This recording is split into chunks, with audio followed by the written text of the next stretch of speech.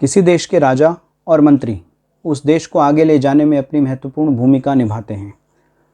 ऐसा ही कुछ इस बार हमारे देश में नए संवत में जब शनि राजा का पद संभालेंगे और गुरुदेव बृहस्पति मंत्री का पद संभालेंगे तो हमारा देश बहुत तरक्की करेगा। आने वाले 70 से 80 दिन भारत के लिए बहुत महत्वपूर्ण होने वाले हैं। ये समय कब से शुरू होगा, आज मैं इसकी बात करूंगा। नमस्कार दर्शकों, ज्योतिष के इस यूट्यूब चैनल पर आप सभी का एक बार फिर से हार्दिक स्वागत है। आज मैं बात करूंगा भारत के नए संवत जो 2 अप्रैल 2022 से शुरू हो रहा है शनिवार से, जिसमें राजा का पद शनि को मिलेगा और मंत्री पद पर गुरुदेव बृहस्पति आसीन होंगे। ये दोनों ही ग्रह बहुत महत्वपूर्ण भूमिका अदा करेंगे भारत को आगे ले जाने में। कैसे, इसकी चर्चा मैं आज बहुत विस्तार से आपके सामने रखूंगा। आने वाले 75 से 80 दिन का समय भारत के लिए बहुत महत्वपूर्ण होगा और भारत क्या अन्य देशों के लिए भी ये बहुत महत्वपूर्ण भूमिका अदा करेंगे, क्योंकि पूरे ब्रह्मांड में ये गोचर चलेगा तो इसका प्रभाव ना केवल भारत की कुंडली या भारत पर बल्कि विश्व के अन्य देशों पर भी आपको देखने को मिलेगा। ये गोचर शुरू होगा अप्रैल में। जैसे ही गुरु अपना राशि परिवर्तन करेंगे, कुंभ राशि से निकलकर मीन राशि में अपनी खुद की राशि में प्रवेश करेंगे, जो कि उनकी अपनी सामान्य राशि है, जल तत्व राशि है। जैसे ही उसमें प्रवेश करेंगे और शनि मकर राशि छोड़कर 29 अप्रैल को कुंभ राशि, जो कि उनकी मूल त्रिकोण राशि है, उसमें प्रवेश करेंगे, वैसे ही आप देखेंगे कि 2 बड़े ग्रहों का बहुत पॉजिटिव चेंज भारत को बहुत आगे ले जाने में अपनी महत्वपूर्ण भूमिका निभाएगा। तो अप्रैल से लेकर लगभग 15 जुलाई तक का समय भारत के लिए बहुत खास रहने वाला है। आने वाले 75 से 90 दिन भारत के लिए बहुत खास होंगे। अब किन किन चीज़ों को लेकर ये खास होंगे, इसकी चर्चा मैं आज इस वीडियो में आपके सामने रखूंगा। मेरी इस वीडियो को अंत तक ज़रूर देखें। अगर आपने अभी तक इस चैनल को सब्सक्राइब नहीं किया है तो प्लीज़ सब्सक्राइब करें, बेल आइकन का बटन दबाएं और इस वीडियो को आगे और लोगों को शेयर करें।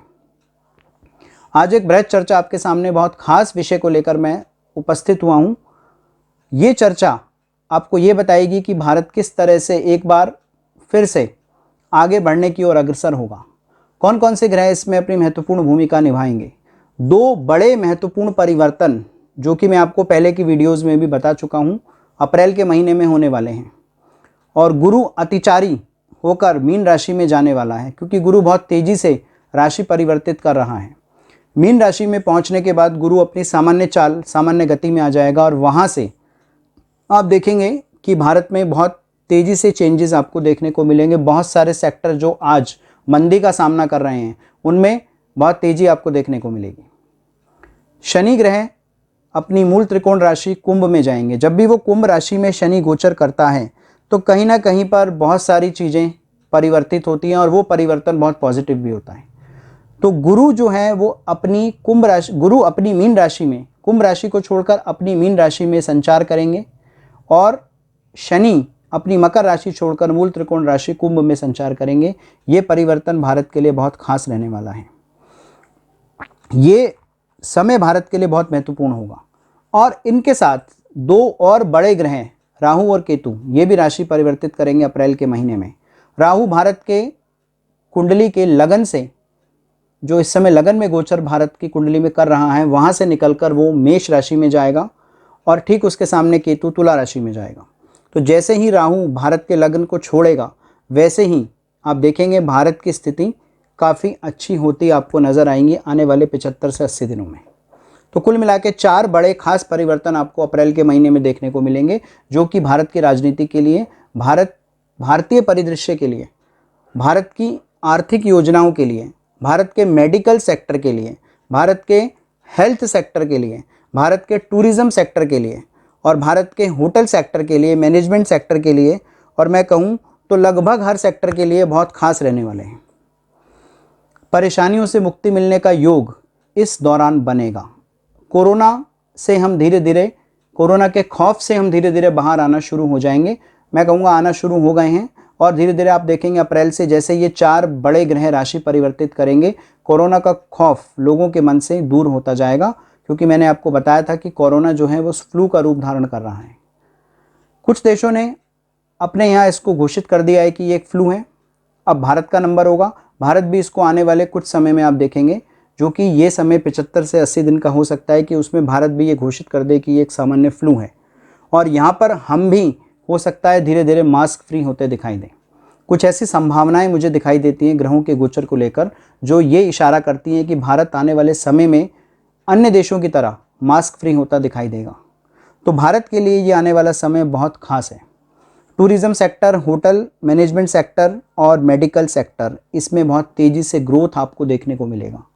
ग्रोथ और डेवलपमेंट का जो फेज़ भारत ने बहुत समय से नहीं देखा है, वो अब अप्रैल माह के बाद इन 4 ग्रहों के राशि परिवर्तन से भारत अपने सामने इसको पाएगा और भारत बहुत तेज़ी से आगे बढ़ेगा, इसमें कोई संदेह नहीं है। भारत का जीडीपी लेवल बहुत तेज़ी से आगे बढ़ेगा, भारत की प्रति व्यक्ति आय भी बहुत तेज़ी से बढ़ेगी और भारत अन्य देशों से काफ़ी आगे निकल जाएगा। कहीं ना कहीं पर आप देखेंगे भारत के लिए ये साल एक स्वर्णिम साल होगा।